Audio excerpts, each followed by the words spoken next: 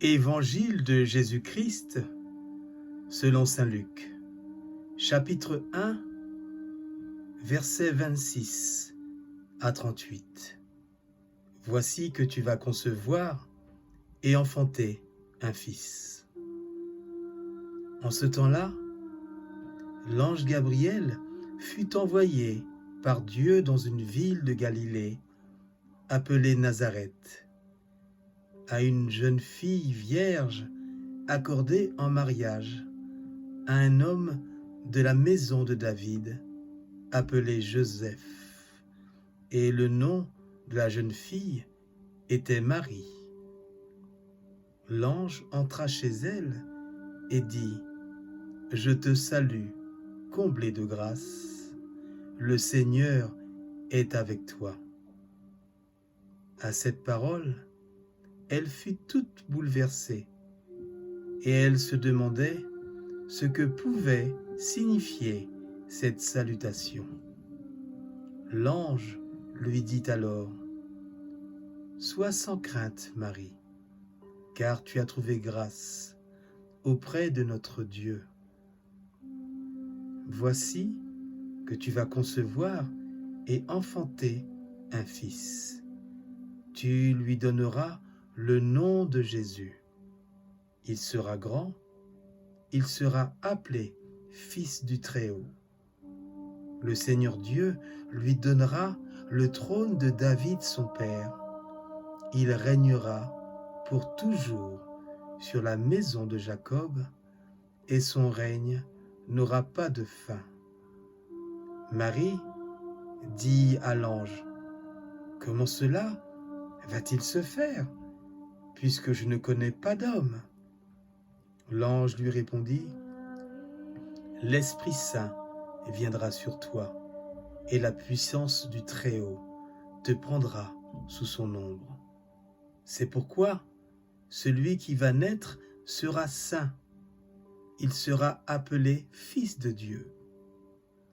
Or, voici que dans sa vieillesse, Élisabeth, ta parente, a conçu elle aussi un fils, et elle en est à son 6e mois, alors qu'on l'appelait la femme stérile.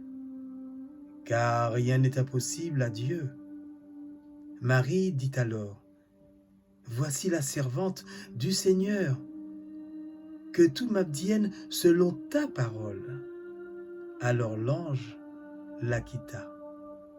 Acclamons la parole de Dieu. Bonjour mes chers amis.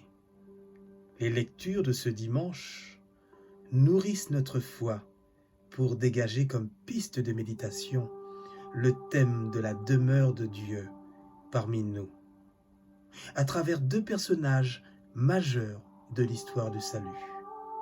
David, le premier, désire construire une demeure pour son Dieu, et Marie est elle-même la demeure que Dieu s'est choisie, où Jésus prend chair en elle pour l'humanité. Ainsi, elle devient mère de Dieu, comme le proclame le concile d'Éphèse en 431. Noël n'est rien d'autre que l'apparition de la lumière du monde à l'humanité. Porté pendant 9 mois par Marie, l'enfant est offert au monde et continuera de demeurer spirituellement en Marie jusqu'à la fin de sa vie et même jusque dans la gloire du ciel. Quelles que soient les péripéties de la vie, une mère porte toujours son enfant.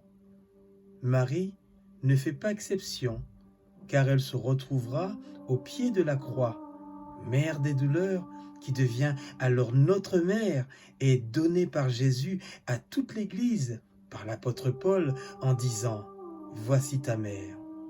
Extrait de l'Évangile de Saint Jean, chapitre 19, verset 27. Quant à David, Dieu indique qu'il habitera plutôt une maison humaine dans la famille de David et non une maison de pierre. Ta maison et ta royauté subsisteront toujours devant moi. Ton trône sera stable pour toujours, nous rappelle la première lecture. Le siège et la stabilité du trône de David, vous l'avez compris, sera assuré par l'enfant que porte Marie. Le Seigneur Dieu lui donnera le trône de David son père, nous rappelle l'ange à Marie. Bien-aimés du Seigneur, le temps de l'Avent nous aide à préparer les fêtes de Noël. Nous sommes nous aussi visités par l'ange qui vient de la part de Dieu nous annoncer que, désormais, nous sommes choisis comme demeure de Dieu. Tu es toi-même la demeure où il habite, la retraite où il se cache, écrit saint Jean de la Croix dans son poème Cantique spirituel. La seule difficulté, c'est que tout en résidant en nous, il y demeure caché. Et c'est le mystère de Noël qui nous révèle que Dieu se fait petit et se cache sous les traits d'un enfant. Sa faiblesse nous montre comment Dieu se penche avec amour sur notre humanité. Voilà ce que Dieu a choisi, ce qu'il y a de tout petit, ce qu'il y a de plus fragile, nous rappelle la lettre de saint Paul aux Corinthiens. Il se fait présent simplement dans nos vies, sans fanfare ni trompette. Nous pouvons faire de nos cœurs une immense crèche où nous attend le Fils de Dieu, qui établit sa demeure parmi nous. Dieu avec nous, qui veut dire Emmanuel.